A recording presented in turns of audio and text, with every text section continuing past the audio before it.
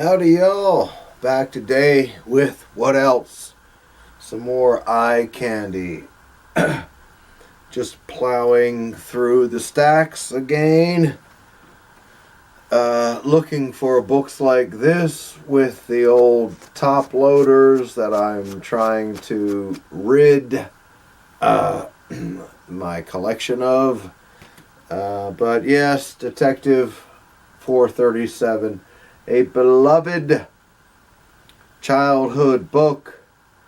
Jim Aparo just tears it up in this issue. And this issue also features the return of the classic Detective Comics logo. And if that weren't enough, it also features the first appearance of Manhunter by Walt Simonson. An uber classic Bronze Age book. Make no mistake. It's just a lovely Action Comics, a modern thing. Beautiful Superman cover. Got these real cheap from my comic shop. They were like 99 cents a piece, What are you going to do? The Initiative, Submariner, 2 of 6. Just another beautiful modern book.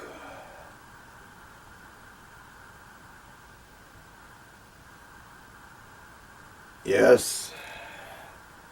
Oh, hell. Marvel Premiere number 9. I cannot tell you how beloved this book is to me. My very favorite run of Doctor Strange ever. Steve Englehart, Frank Bruner. Wow. Marvel Premiere number 9 through 14. Just magnificent. Yes. Beautiful childhood memories. And speaking of beautiful childhood memories, Jungle Action 15, Panther's Rage. Another Mylar top loader I need to get rid of. Arguably my very favorite story arc in the 1970s. Panther's Rage was just an incredible tale with incredible artwork by Billy Graham. And there's an issue in there with Gil Kane just tearing it up too. And Gil Kane, of course, tears it up on this cover. Right? Yeah. Gil Kane? Who's talking about Gil Kane? Who's talking about Gil Kane here? Yeah. Gil Kane? Who is Gil Kane? Who is this Gil Kane person? And why is he following me around? Gil Kane, Dan Atkins. Come on, folks. Look at that beautiful book.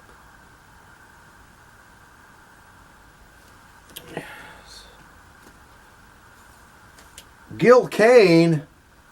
Gil Kane? More Gil Kane?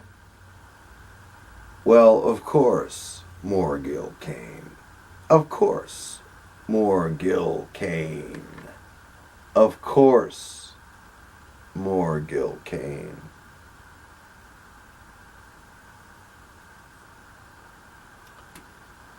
Y'all didn't really think I could do a stack of eye candy without Gil Kane. Gil Kane! Kid Cold Outlaw 166. A beautiful book. I was obsessed with this book in my early days of eBay. And every high-grade copy I saw, I bought. And there weren't that many, folks. Trust me. These Marvel Bronze Westerns are very, very, very tough to find in high grades. Gorgeous, gorgeous book, yes. And it's worth noting this book was on the rack the very month that my beloved Thor 207 was on the rack. January, cover dated January 1973. Yeah, man. Howard the Duck #1. Come on, folks. Now, y'all may scoff, y'all may laugh, y'all might do whatever you want to do. But this book in the mid-1970s was the epitome of the blazing hot book. This was the copy that I paid $12 for. The unheard of amount of $12 in 1977. I've had this book for 41 years in my hands. And if you've never seen the inside art by Frank Bruner, you are missing out. This book is a masterpiece. Make no mistake. Conan 24, a nice high grader. Which one is it here? Yeah, a nice high grader, and then my off the rack copy, which I had pressed about 18 months ago. One of, in my humble opinion, one of the 5 greatest Bronze Age books ever published. Conan 24. Just the way it is, folks. Well, here's another superb Barry Smith Conan, #16. Stunning high grader.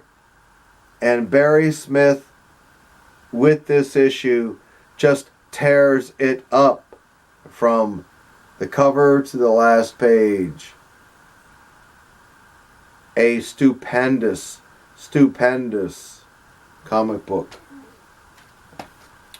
Here's an issue of Kitchen Sink Press. The Spirit, #13. This was a weird little thing going on in the early to mid 80s. Kitchen Sink Press, they had these brand new Will Eisner covers, but the interiors were black and white. They were color. As with this issue, you can see how weird, the weird size that it's cut. There was all kinds of weirdness going on with this title at the time. But of course, that only adds to the endearing quality of it, right? Flash Gordon, #3.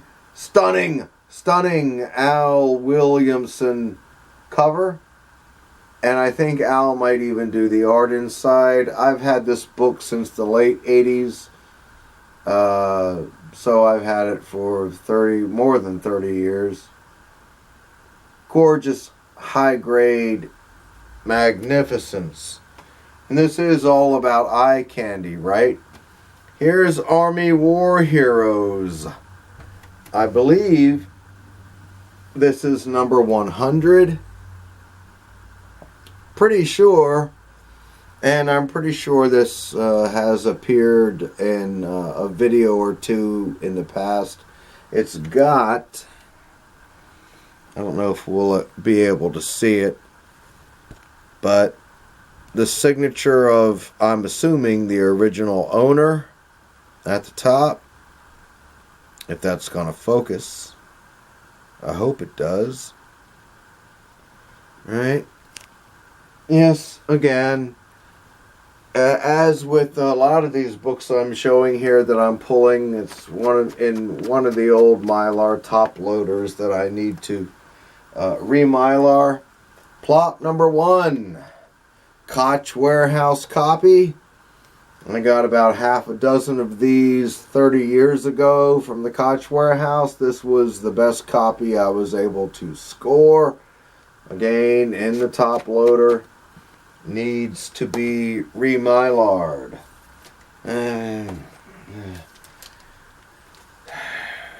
DC proudly presents the original Swamp Thing saga from 1977. This is my off-the-rack copy.